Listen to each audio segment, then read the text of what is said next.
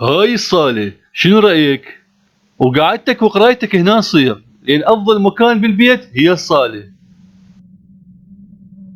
فعلا أحلى ما بيه الصالة. عمو أنا أشكرك هواية، هذا المكان اللي أدور عليه.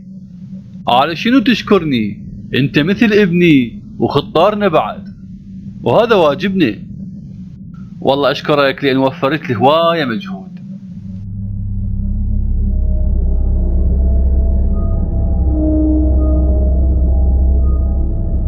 وهاي الشرباية مالت النوم الهادئ والمريح، واللي ينام عليها ما يتركها بعد، ولا هي التركة.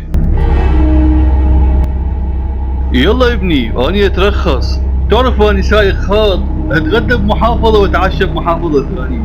في امان الله وموفق بدراسته. لحظة عمو، اذا احتاجك وين القاك؟ وين تلقاني؟ اني دوم بسفر، اني امر لك بين فترة وفترة واطمئن عليك. في امان الله.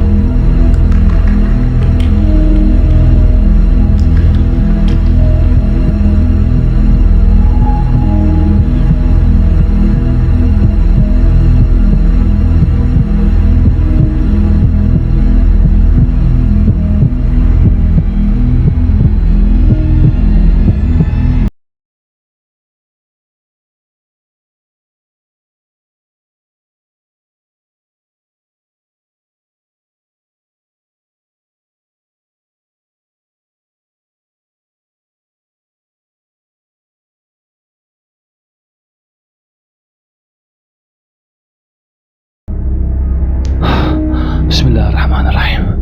هاي صدق انا انضربت، لو جاي اتحلم.